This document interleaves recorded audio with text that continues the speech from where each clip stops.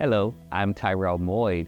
I'm an individual in recovery with a mental health diagnosis and a family and ally of those in recovery with substance use disorder. I'm Jon Gilgoff. I have a close family member who was impacted by prescription opioids, so this issue is very personal to me, and I'm just happy to contribute professionally to projects like these that can make a strong difference. I'm Tiffinee Scott. Substance use and substance use disorders have been pervasive in my environment my entire life. It's what drives me to help develop solutions through research and education. Peers hold a unique position as people in long-term recovery and as a workforce supporting others' recovery. This puts them in a powerful position to assess needs, to ask important research questions, and to engage other community members to create important program and policy solutions that we need. My own lived experience fueled my desire to become a research scientist and ultimately led me to the peer support movement. Peer support embodies a raw authenticity that is truly unique and irreplaceable. Integrating researchers with lived experience produces a higher quality of research, more relevant outcomes, and a higher degree of acceptance of research findings. As an academic, it was important for me and my colleagues at the university to acknowledge the harm that research has done to communities, including here in Baltimore. It's been great now over time to build trust with peer leaders and to help them to conduct studies that they wanted to do.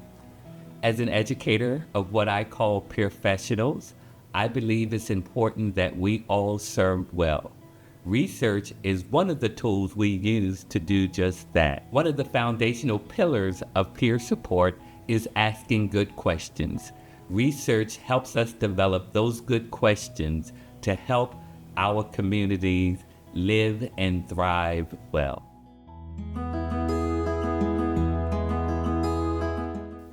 My name is Dwayne Dean. I am a recovery coach professional facilitator. I am also a certified peer recovery specialist and a registered peer supervisor. I work with the University of Maryland, College Park Global Mental Health and Addictions Program, where we do peer-led research studies that measure adherence and retention with the peer role. We work domestic and globally, so we have studies domestic and here in Maryland, and then globally in South Africa and Bogota, Colombia. I am also the principal facilitator and principal or lead consultant at Peer Recovery Training and Support Services, where we train peer recovery specialists, and we also do organizational or recovery organizational consultation for inclusion of the peers within the workforce. I'm also a person in long-term recovery. I've been in long-term recovery for a little over 10 years, and what that means to me is that I haven't found a reason, need, or excuse to use any amount of mood-altering substances for a little over 2 years. Understanding research, how it helps me do my work, it allowed me to start to see a larger picture instead of looking at things from a lateral standpoint as far as me doing direct care or working directly with a recovery or participant. Now I get to stand back and see the larger picture and how it affects a community, a population, a system. It made me kind of hunger to know more what other parts of the puzzle fits into the work that I do.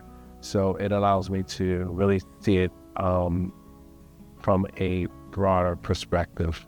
Research impacts our communities by helping us to better support the populations that we serve, to find evidence-based interventions, to find standards of good practice that can benefit the communities. I think that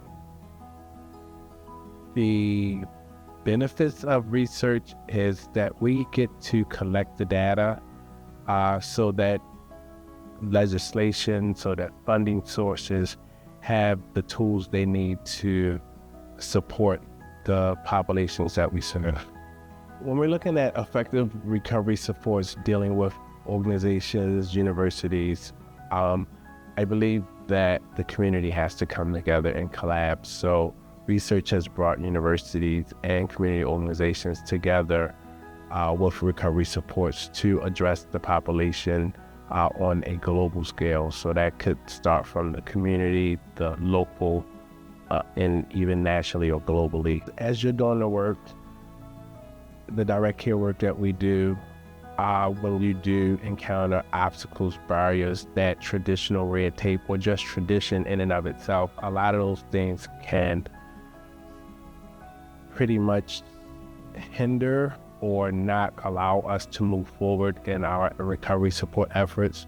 So let's not be afraid to address them. Let's not be afraid to advocate for change. My name is Megan Sarikaya. I'm a certified peer recovery specialist and a registered peer supervisor for the Calvert County Health Department.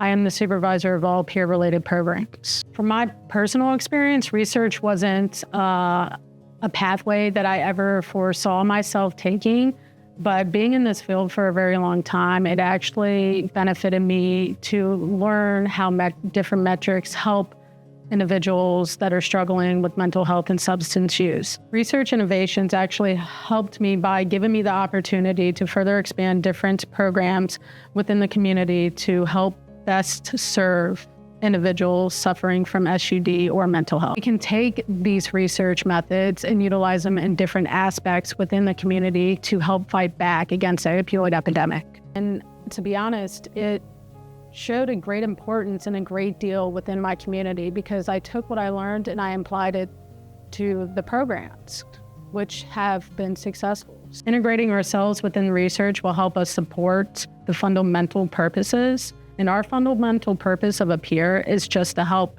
anybody that is in need. Take advantage of research, learn, expand, educate yourself with different treatment methods. That would give you the best opportunity to help your community and to help the people that we are serving to meet them where they are. My name is Rob Hamm. I work for Hartford Crisis Response as part of the mobile crisis team. I am a certified peer recovery specialist and registered peer supervisor, and I am a person in long-term recovery. There's not a lot of research in recovery and substance use work, certainly not enough. So it's important that we gather as much of that data as we can. As a peer and as a professional in general, like the best tool that I have to help people is the truth.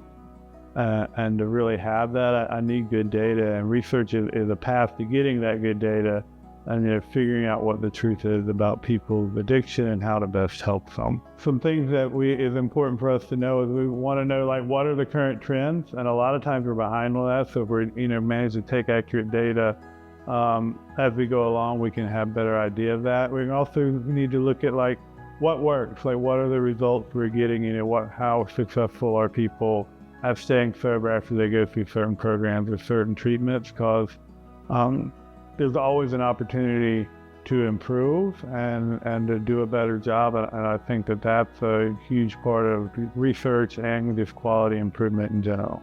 And we need to do that based upon data and stuff that's been tried and true as opposed to just anecdotal evidence. Evidence-proven techniques and strategies that have been shown to work are where I can focus my energy at, like where do I need to get better. It's also shown where there's maybe a gap in what we do. It's important to remember that we're not collecting data just to be collecting data, that we're collecting it for a purpose, and we should always be asking, the big question of, why does this matter? Who cares? But also, how can this be used? It's important. Peers say this a lot, other communities say this a lot, that, nothing about us without us. So that idea of being involved in the research that affects my work and affects people who've gone through the same things I have is really vital to that, to make sure that we're meeting people's needs, that we're treating them with respect and as resources. And that's certainly not something that I don't want to be involved in. So hello, my name is Tiffinee Scott, and I'm a certified peer recovery specialist and recovery coach, professional and facilitator. I'm also the president of the Maryland Peer Advisory Council, where I lead advocacy around efforts for recovery and change throughout the state of Maryland. The historical content of research has always been in disparity for persons of color and marginalized communities throughout the country. My relationship to research came from the integration of coming together with IRIS to start the Peers That Count survey. What I believe is research is embedded in our core and it needs to be visualized and supported. So I invite any peer who hasn't had the opportunity to tap into research and understand the work and its findings. First, understanding who researchers are in academia, and then how the process of research works and the ethical components that stand in research. When I was first educated as a peer researcher, we had to go through extensive training in order to become a researcher, and making sure that we're protecting human subjects by asking detailed questions, receiving consent, making sure that we're fully transparent on why the research is occurring and what the outcomes would be. As I engaged into the Peers That Count survey, one of the most critical things was to meet and engage with the people behind the research project, understand the IRB process, how research comes to fruition, and also how it's disseminated too. I believe that doing mixed method surveys where we have, the qualitative and quantitative elements of research really helped me drive the understanding that research is so valuable because we had human input and also discussion, which could be disseminated and then projected to its findings. Research has really drove me into a change level agent at this point. I invite any peer who hasn't participated in research to really get involved and see how that transformative work helps in your efforts to be a peer recovery specialist. Work of research and how it relates to advocacy for me to support the peer recovery movement today is truly has been elevating in my mind around how this information that we receive as peers and how that can be transformed to tangible efforts to advance this movement has been substantial in the work that I do around advocacy.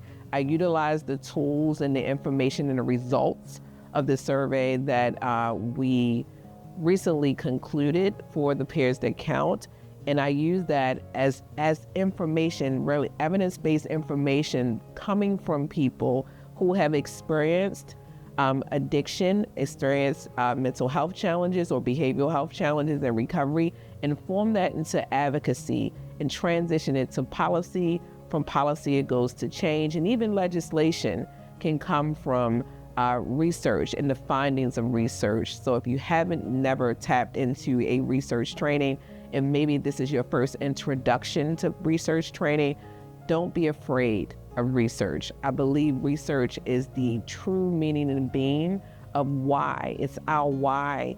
And when you receive opportunities like in change elements like grant opportunities, that came from research, that came from data, and it actually came from human subjects who had opinions and reasons why we do this work today.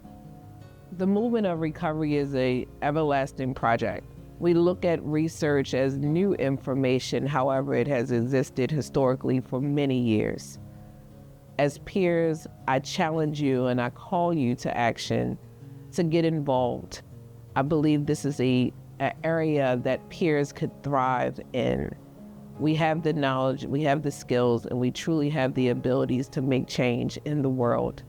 Tapping into academia and also research gives us another tool, a viable tool under our belt to be able to move forward in this workforce. We need others, and we need people before us, and we need people behind us. And I think that the research work that you can do from this training and many others can move the workforce forward. Research inspires change and drives social equity. Understanding the basics of research means that we're better able to understand the world around us and the people who live in it. Our lived experiences get us partway there, but understanding the research process helps us see next steps and contribute to solutions. It's never too late or too early to start learning research. I got my PhD at age 50 after nearly 30 years focused on practice and policy. Even though research can be hard, I feel strongly that it's worth it because it helps us make our case for change, including within peer recovery. So let's keep working together. One dimension of wellness is intellectual wellness. I encourage professionals to expand their knowledge around research and see how that impacts their ability to serve our communities well.